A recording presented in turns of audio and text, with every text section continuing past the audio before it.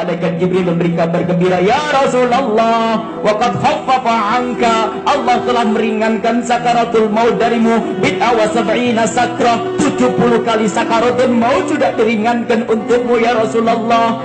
Di saat mendengar seperti itu Rasulullah malah berhenti, tiba-tiba diam dan menangis.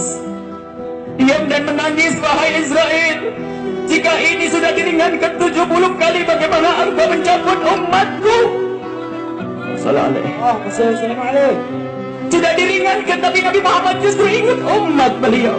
Dijawab oleh malaikat Israel, umatmu biasa, orang biasa, akan aku cabut dan ketahuilah rasa sakaratul maut itu lebih sakit daripada dicacah dengan pedang.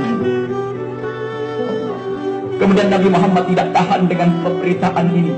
Dengan kabar malaikat Israel, Nabi Muhammad tidak tahan. Kemudian Nabi Muhammad memohon, Allah, ya Allah, Allahumma khaffif ala ummati sakaratul maut wa taqil alayya. Ya Allah, ringankan sakaratul maut untuk umatku dan bebankan kepadaku ya Allah.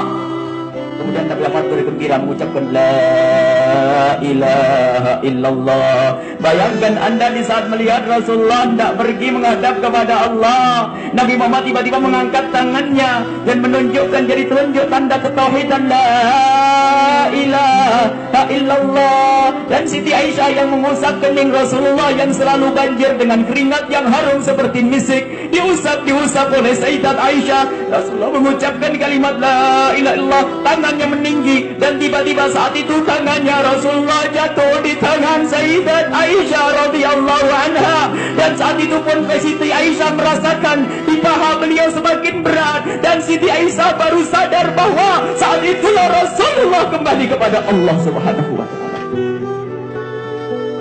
Rasulullah kembali kepada Allah, dan Sayyidah Aisyah tidak bisa berkata apa-apa. Rasulullah pulang kepada Allah, kembali kepada Allah. Sayyidah Aisyah bingung. Kemudian diletakkan kepala Rasulullah, kemudian keluar ke pintu dan berkata, Rasulullah meninggal. Rasulullah telah kembali kepada Allah. Heboh yang ada di masjid, semuanya ribut. Sayyidina Ali yang saat itu berdiri terduduk dan tidak bisa berdiri lagi. Sayyidina Utsman tidak bisa berkata-kata sepatah kata pun. Bahkan ada yang jatuh pingsan, dan ada yang berkata, Sayyidina Zaid berkata, mataku setelah ini tidak boleh melihat selain Rasulullah. Ada yang langsung dibutakan oleh Allah saat itu. Ada lagi yang berkata, jika Rasulullah mati, aku tidak ingin hidup tanpa Rasulullah, ikut mati bersama Rasulullah. Dan masih banyak cerita-cerita dahsyat bersama meninggalnya Rasulullah sallallahu alaihi wasallam. Sayyidina Umar bin Khattab mendengar berita kematian Nabi Muhammad, beliau marah dan berkata, hai kaum muslimin, jangan seperti orang munafik berkata Muhammad telah mati. Muhammad tidak mati, Muhammad pergi kepada Allah, nanti kembali lagi. Mengangkat pedang Sayyidina Umar yang mengatakan Muhammad mati akan aku penggal lehernya. Datanglah Sayyidina Abu Bakar As-Siddiq.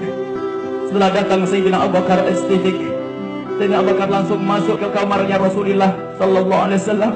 Dan di saat itu Sayyidina Abu Bakar hanya bisa melihat Rasulullah, ya Nabi, ya Sofiyah, ya Khalilah, wahai Nabi Allah, wahai Rasulullah. Kemudian Sayyidina Abu Bakar As-Siddiq dengan tangis memeluk Rasulullah dan mencium kening Rasulullah, seperti saat si waktu hidup pernah mencium kening Rasulullah dengan tangis. Kemudian Sayyidina Abu Bakar berkata, ya Rasulullah, kita hayyan wa mayyita, sungguh engkau senantiasa harum hidup dan mati ya Rasulullah.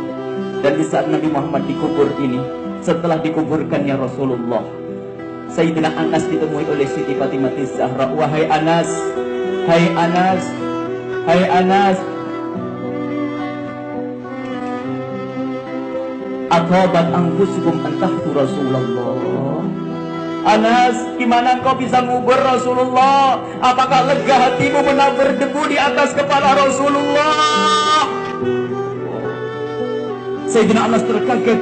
Ya binta Rasulillah, sungguh Allah telah melupakan kami. Kalau seandainya Allah tidak melupakan kami saat itu, tentu jasad Nabi Muhammad tidak dikubur.